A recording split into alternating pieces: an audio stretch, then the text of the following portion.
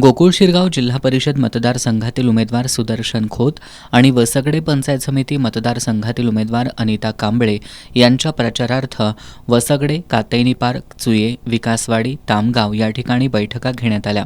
वसगडेमधील बुद्धविहार समाज मंदिरात घेतलेल्या बैठकीत माजी आमदार मालोजीराजे छत्रपती यांनी स्थानिक विकास कामांचा आढावा घेत काँग्रेस सरकारच्या काळात झालेल्या विविध योजनांची माहिती दिली.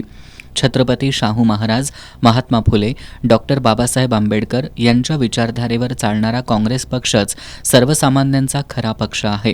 जातीयवादी राजकारण करणाऱ्या शक्तींना रोखण्यासाठी काँग्रेसच्या उमेदवारांना मोठ्या मताधिक्याने विजयी करा, असं आवाहन त्यांनी यावेळी केलं. की काँग्रेस पक्षाच्या माध्यमातून आजपर्यंत गांधी नेहरूंच्या पासून ते आज तागायत आमची ताकद ही सर्वसामान्य जनता आहे. सर्वसामान्य स्वाभिमानी जनता हीच काँग्रेसच्या पाठीशी कायम अडचणीच्या काळात राहिलेली आहे. हा इतिहास याला साक्षीदार आहे. आणि म्हणून आजच्या उद्याच्या निवडणुकीमध्ये देखील आपल्याला याचा निर्णय घ्यायचा आहे की शाहू फुले आंबेडकरांची विचारधारा आपल्याला धरून चालायची आहे का जातीयवादी पक्षांच्या आपल्याला पाठीशी जायचं आहे. ज्या शाहू फुले आंबेडकरांच्या अण्णाभाऊंच्या विचारांच्यामुळे आज सर्वसामान्य माणूस देखील ताठ मानेनं जगतो, ताठ मानेनं आपला अधिकार या ठिकाणी सांगण्याचा प्रयत्न करतो.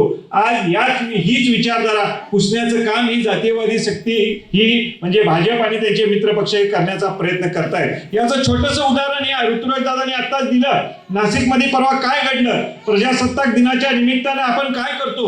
आपण आपल्या थोर महान पुरुषांचं आपण गुणगान करतो, ज्यांनी आपल्या राज्यासाठी, या देशासाठी, आपल्या समाजासाठी, निरनिराळ्या धर्मासाठी योगदान दिलेलं असतंय. त्यांचा उल्लेख या ठिकाणी आपण अभिमानानं करतो, पण त्या ठिकाणी त्यांनी साधं डॉक्टर बाबासाहेब आंबेडकरांचा नामोल्लेख देखील केला नाही. म्हणजे खरी काय त्यांचे खरे रंग काय हे जनतेच्या समोर त्यांच्या भाषणाच्या माध्यमातून आले. आणि म्हणून हे आपण किती दिवस सहन करायचं याचा निकाल तुम्हाला सर्वांना आता घेण्याची ही वेळ आलेली आहे. आणि म्हणून या ठिकाणी फक्त काहीतरी खोटी आमिषे दाखवायची, खोटी प्रलोभनं दाखवायची, जातीत तेढ निर्माण करायचा, जाती धर्मात तेढ निर्माण करायचा आणि तरुणांची माती भडकवायची आणि आपली पोळी स्वतःची भाजून घेण्याचं काम या माध्यमातून फक्त ही जातीवादी मंडळी करतायत. जिल्हा परिषदेचे उमेदवार सुदर्शन खोत यांनी आपल्या भाषणात ग्रामपंचायत सरपंच म्हणून केलेल्या कामांचा आढावा घेतला.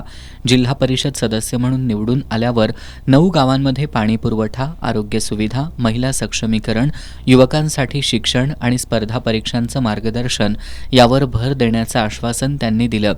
प्रत्येक गावात शुद्ध पाण्यासाठी आरओ सिस्टीम बसवण्याचं उद्दिष्टही त्यांनी मांडलं. भानुदास भोसले यांनी वसगडे परिसरात झालेल्या विविध विकासकामांची माहिती दिली.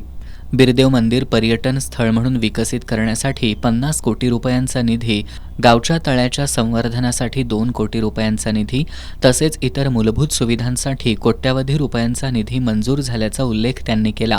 यावेळी पंचायत समितीच्या उमेदवार अनिता कांबळे, भानुदास भोसले, प्रकाश कांबळे, संदीप भोसले, संदीप कामत, सुशांत कामत, किशोर फाळके, शीतल कांबळे, निशा कांबळे, दया कांबळे यांच्यासह काँग्रेस पदाधिकारी, कार्यकर्ते आणि ग्रामस्थ मोठ्या संख्येनं उपस्थित होते.